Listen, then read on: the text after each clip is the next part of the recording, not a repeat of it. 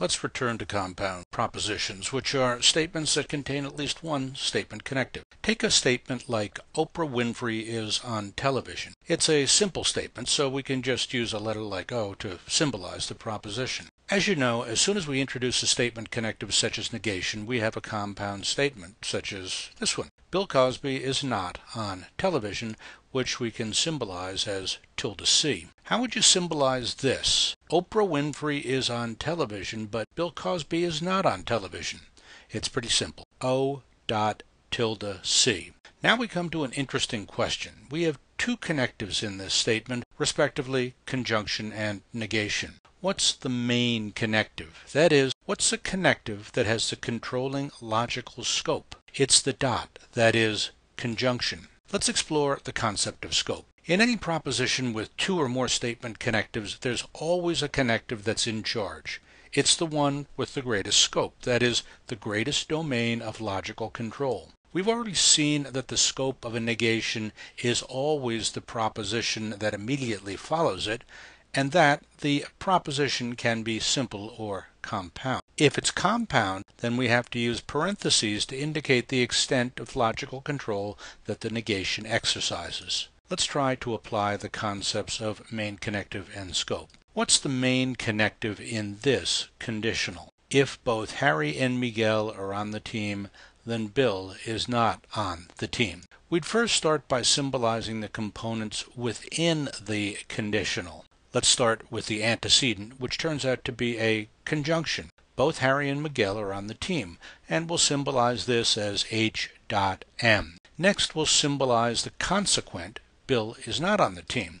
For this, we can just use tilde B. Now we're set to combine the parts into the conditional statement, which we can symbolize as H dot M, enclosed in parentheses, horseshoe, tilde B. And what's the main connective here? It's the horseshoe. Let's try to figure out how to use what we've learned. Here's our conditional. If we assign values to the simple propositions, let's say that H and B are true and that M is false, we can determine whether this conditional as a whole is true or false. And, by the way, what is it?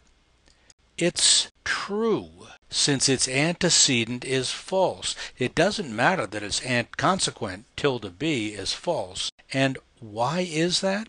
Because any conditional with a false antecedent is true, as the rule for conditionals clearly states. The only time a conditional is false is when the antecedent is true and the consequent is false. And we know that the antecedent is false because it's composed of a conjunction, one of whose conjuncts is false. Remember the rule for conjunction? Conjunctions are true if and only if all the component conjuncts are true. Let's try another example. Bats are nocturnal if and only if either goldfish are mammals or squirrels are rodents.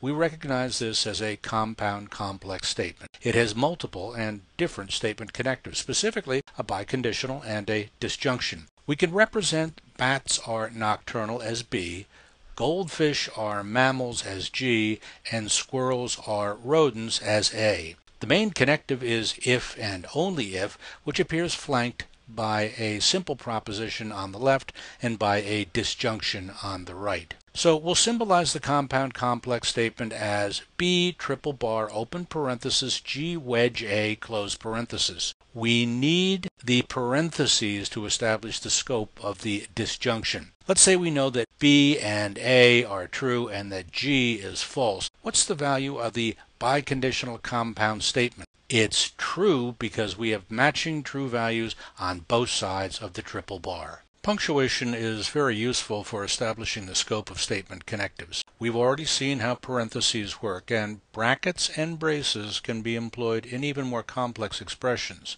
as you can see by these examples in the sidebar. This statement is a conditional because the horseshoe is the main connective. It has the largest scope. The second example, however, is a conjunction. Can you see why? It's because the dot is the controlling connective, and that's the one with the largest scope in this expression. In the third example, which is ambiguous, we can't figure out what the main connective is because it lacks the necessary punctuation. The The main connective might be a conditional, or it could be a disjunction. Clearly, this is not well formed. In this fourth example, the main connective is the tilde all the way to the left, outside of the braces. If we remove the braces, the scope changes. Now the main connective is the wedge or disjunction. WFFs are well-formed formulas. The following are not well-formed because they don't establish the scope of the statement connectives they contain. Take a look at them. P tilde Q, P tilde, P wedge Q dot P. None of these are WIFs or WFFs. This concludes this segment. Please continue to the next.